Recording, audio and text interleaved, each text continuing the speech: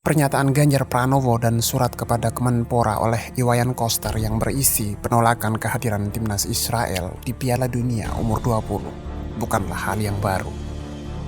Presiden pertama Republik Indonesia, Soekarno, bahkan lebih gila lagi. Ia menjadikan olahraga sebagai alat politik alternatif dan strategis.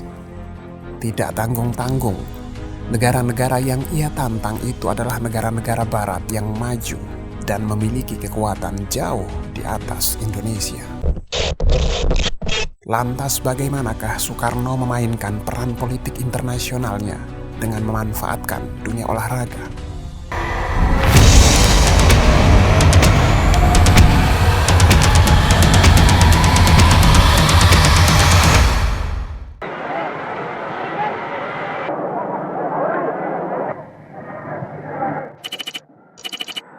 Sabtu, 10 November 1963, Stadion Gelora Bung Karno ramai dengan riuh rendah pawai dan pertunjukan. Hari itu adalah hari pembukaan ajang olahraga Ganevo. Ajang ini dikenang tidak sekedar hanya sebagai ajang berlaga para atlet berbagai negara. Ajang ini lebih dikenang sebagai geliat Soekarno dalam perpolitikan dunia masa itu.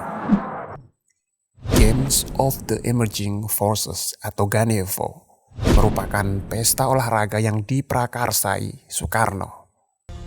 Penyelenggaraan Ganevo merupakan buntut dari konflik Komite Olimpiade Internasional atau IOC dengan Indonesia selaku panitia penyelenggara Asian Games keempat tahun 1962. Ketika menyelenggarakan Asian Games, Indonesia sengaja tidak mengundang Israel dan Taiwan.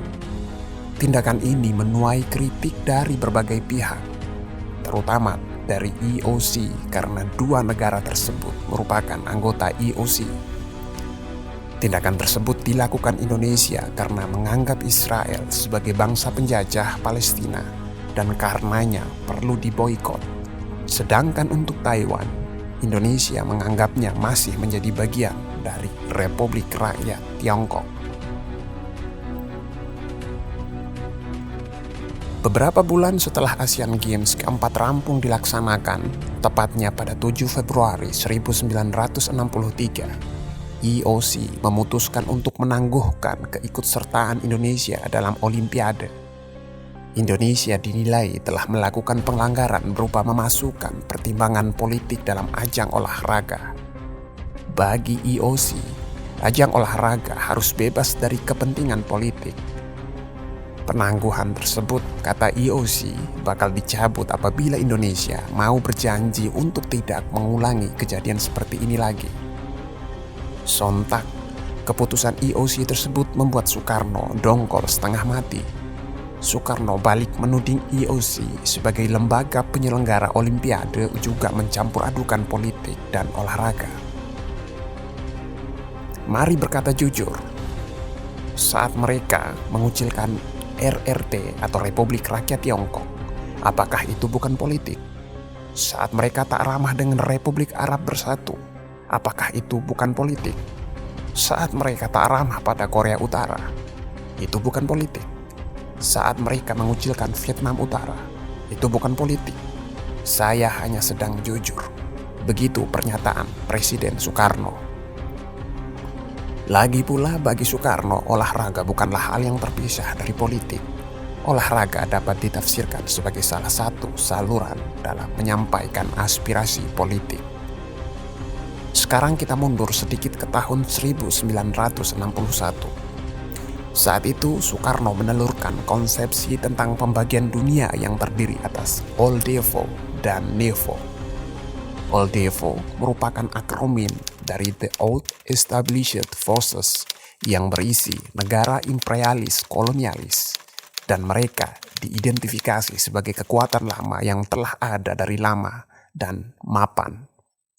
Sedangkan Nevo atau The New Emerging Forces merupakan kelompok negara-negara progresif yang mewakili kekuatan baru di tengah perang dingin blok barat dan blok timur.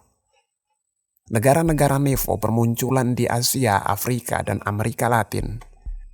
Negara-negara ini berusaha bebas dari neokolonialisme dan neoimperialisme Old Devo dan berusaha membangun tatanan dunia baru tanpa eksploitasi sesama manusia.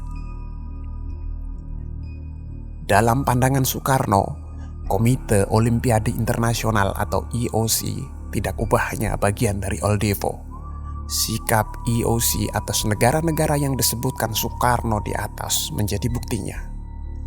Beberapa hari setelah keputusan IOC tersebut keluar, tepatnya ketika berpidato pada 13 Februari 1963, Soekarno lantas mengumumkan bahwa Indonesia keluar dari keanggotaan IOC dan mengusulkan membentuk Ganevo sebagai ajang Olimpiade tandingan. Selaku Presiden Republik Indonesia, selaku Panglima tertinggi Republik Indonesia, selaku pemimpin besar Revolusi Indonesia, dan selaku pemimpin besar Partai Nasional Indonesia, saya memerintahkan Indonesia keluar dari IOC, kata Soekarno dalam pidatonya. Soekarno lebih lanjut menyatakan, "Saudara-saudaraku, selain perintah untuk keluar dari IOC, saya juga perintahkan persiapkan Ganevo secepat-cepatnya, Games of the New Emerging Forces untuk Asia, Afrika, Amerika Latin, dan negara-negara sosialis lainnya." Langkah Soekarno tersebut sontak mendapat dukungan dari rakyat dalam negeri. Masyarakat Indonesia kala itu memandang langkah pemimpin besar revolusi tersebut sebagai sikap yang berani. Persiapan penyelenggaraan Ganevo pun dikejar. Menteri Olahraga kala itu, Maladi, ditunjuk sebagai ketua pelaksana. 12 negara diundang dalam ajang olahraga tandingan Olimpiade ini, yakni Kamboja, RRT, Guinea, Indonesia, Irak, Pakistan, Mali, Vietnam Utara, Republik Arab Bersatu yang terdiri dari Mesir dan Suriah, dan Uni Soviet, Ceylon atau Sri Lanka, dan Yugoslavia. Pembangunan Stadion Gelora Bung Karno pun digenjot setelah mendapat bantuan dana $10,5 juta AS dari Uni Soviet yang menyambut baik ide Soekarno sejak awal. Begitupun Republik Rakyat Tiongkok. Negara tirai bambu itu menyumbang $18 juta Amerika Serikat untuk kebutuhan transportasi negara-negara peserta Ganevo. Sejak awal, pembentukan Ganevo memang dimaksudkan Soekarno untuk menautkan olahraga dengan politik. Dengan Ganevo, Soekarno seolah hendak menunjukkan pada dunia bahwa olahraga bisa dijadikan alat perlawanan atas neo-imperialisme dan neokolonialisme bangsa-bangsa Old Devo. Olahraga memiliki kaitan dengan politik. Indonesia menawarkan untuk mencampurkan olahraga dengan politik. Maka mari bangun Ganevo melawan Old Devo. Namun Ganevo yang sedianya diselenggarakan tepat setahun sebelum Olimpiade musim panas di Jepang mendapatkan banyak masalah. Salah satunya adalah kekhawatiran dari negara-negara peserta Ganevo terhadap sanksi dari IOC. Padahal atlet-atlet mereka telah dipersiapkan jauh-jauh hari untuk menyambut Olimpiade musim panas yang akan diadakan di Jepang tahun 1964. Tidak mau hal itu terjadi, banyak negara seperti Republik Rakyat Tiongkok, Uni Soviet, dan Jepang hanya mengirimkan atlet kelas 2 mereka ke ajang Ganevo. Ganevo juga mereka jadikan hanya sebatas sebagai ajang pemanasan sebelum bertarung di Olimpiade musim panas Jepang. Dalam sejarahnya, penyelenggaraan Ganevo hanya berhasil dilakukan selama 2 kali.